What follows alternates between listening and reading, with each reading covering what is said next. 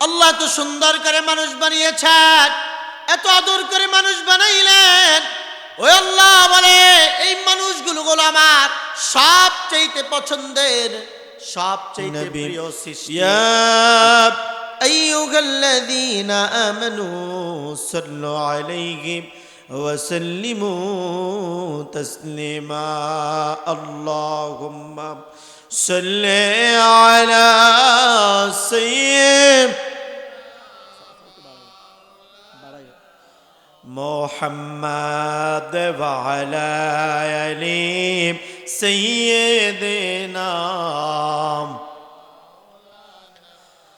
মুহাম্মাদ। আল্লাহুম্মা সাল্লি আলা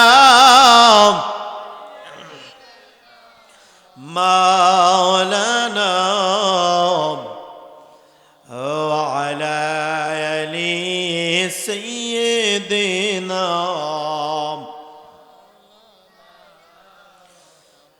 নবী গো আপনার ভালোবাসায় জীবনের গুনাহ ঝরে যায়। নবী গো আপনার ভালোবাসায় আল্লাহর জান্নাত পাওয়া যায়। আল্লাহুম্মা সাল্লি সাইয়্যিদিনা মাওলানা ওয়া আলা আলি সাইয়্যিদিনা।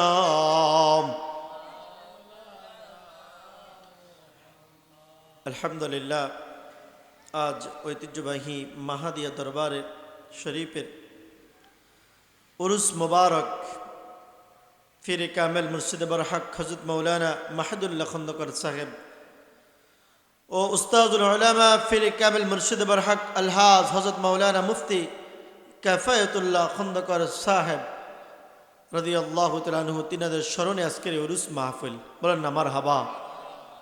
তিনারা এই পৃথিবীর জমিনে সুন্দর জীবন, সুন্দর জীবনের আদর্শ আমাদেরকে উপহার দিয়ে গিয়েছেন। এজন্যই তো তিনাদেরকে আমরা স্মরণ করি, ঠিক কিনা? মুআজ্জাজ মুহতারাম, আল্লাহ রাব্বুল আলামিন সূরাতুত তিনে বান্দাকে পৃথিবীর জমিনের সবচেয়ে শ্রেষ্ঠ সৃষ্টি বলেছেন। বলেন সুবহানাল্লাহ। আল্লাহ রাব্বুল আলামিন বলেন والتين والزيتون وطور سينين وهذا البلد الأمين।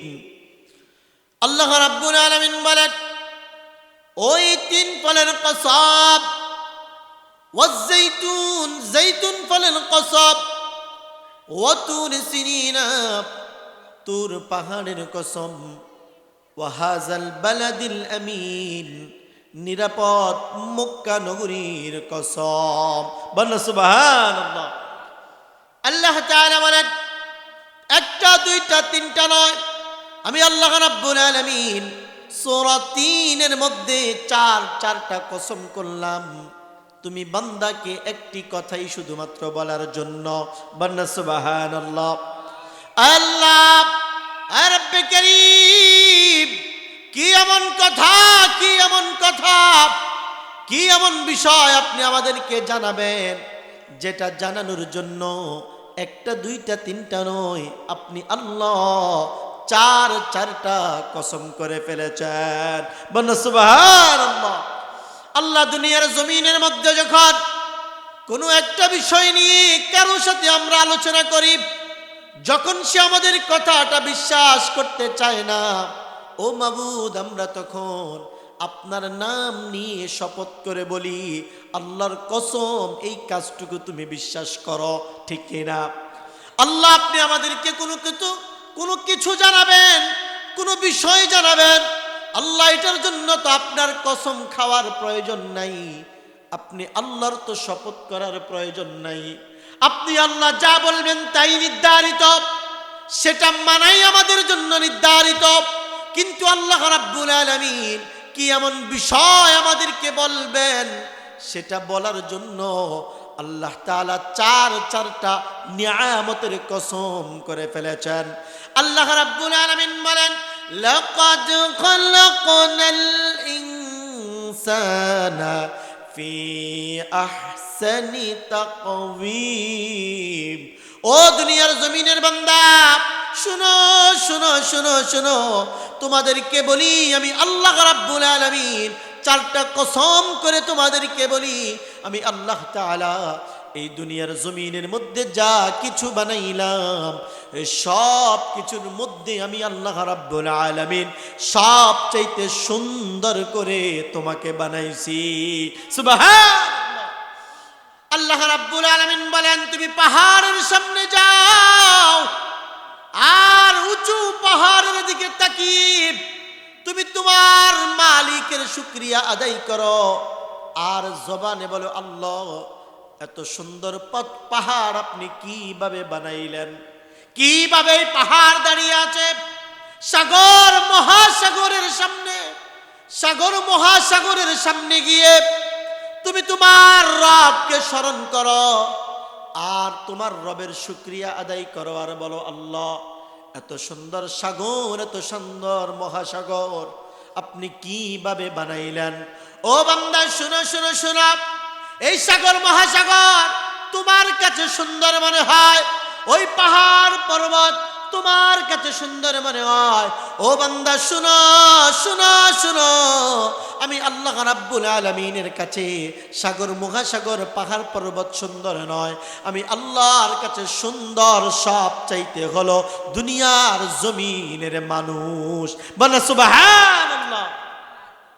আল্লাহ রাব্বুল আলামিন বলেন, লাকাদ খালাকনাল ইনসানা ফি আহসানি তাকওয়িম। আল্লাহ রাব্বুল আলামিন বলেন, দুনিয়ার জমিনে সবচেয়ে সুন্দর করে কাকে বানাইলাম? মানুষকে বানাইলাম। আল্লাহ তো সুন্দর করে মানুষ বানিয়েছেন, এত আদর করে মানুষ বানাইলেন। ওই আল্লাহ বলে, এই মানুষগুলো হলো আমার সবচেয়ে পছন্দের, সবচেয়ে প্রিয় সৃষ্টি। আল্লাহ রাব্বুল আলামিন সূরা ৩-এর তারপরের আয়াতের মধ্যে বলেন, সুম্মা রাদাদনাহু আসফালা সাফিলিন। আমি আল্লাহ তাআলা এই মানুষগুলোকেই আমি আবার নিক্ষিপ্ত করব ওই জাহান্নামের মধ্যে। আল্লাহ ওগো মনিব, এত আদর করে আপনি মানুষ বানাইলেন, সবচেয়ে শ্রেষ্ঠ সৃষ্টি বললেন, আর এই মানুষগুলোকে আপনি আবার জাহান্নামের মধ্যে নিক্ষিপ্ত করবেন। আল্লাহ কেন কেন আপনি মানুষগুলোকে জাহান্নামের মধ্যে পালাইবেন? আল্লাহ রাব্বুল আলামিন বলেন, এই কথাটা আমি বলি না, আমি বলি না। আমি যদি বলি তোমাদেরকে জাহান্নামে ফেলবো, তোমরা বলবে কেন তোমাদেরকে জাহান্নামে ফেলবো? আর চলে আসো সূরা মুদ্দাসসিরের 40 নম্বর আয়াতের মধ্যে শুনো শুনো শুনো, জাহান্নামীদের থেকে শোনো তারা কেন জাহান্নামের মধ্যে চলে গেল। আল্লাহ রাব্বুল আলামিন সূরা মুদ্দাসসিরের 40 নম্বর আয়াতের মধ্যে বলেন, ফি জান্নাতি ইয়াতাসাআলুন আনিল মুজরিমিন। জান্নাতীরা জাহান্নামীদেরকে জাহান্নামীদেরকে প্রশ্ন করবে, ও জাহান্নামীরা, ও জাহান্নামীরা, কি কারণে আজকে তোমরা জাহান্নামের মধ্যে প্রবেশ করলে? জাহান্নামীরা জবাব দেবে, ও জান্নাতি ভাই, একই সাথে তুমি আর আমি আর তুমি একটা সমাজের মধ্যে বড় হয়েছি, একটা রাস্তাঘাটে চলাফেরা করে বড় হয়েছি, একই সমাজের মধ্যে আমাদের বেড়ে ওঠা। আজকে তুমি জাহান্নামে আর আমি জান্নাতি, কি কারণে তুমি জাহান্নামের মধ্যে গেলে? জাহান্নামীরা জবাব দেবে, একটা মাত্র কারণ নয়, 4টা কারণে আল্লাহ তাআলা আমাদেরকে জাহান্নামের মধ্যে নিক্ষিপ্ত করলেন। 1 নম্বরে জাহান্নামীরা জবাব দেবে, ক্বালু লাম নাকু মিনাল মুসাল্লিন।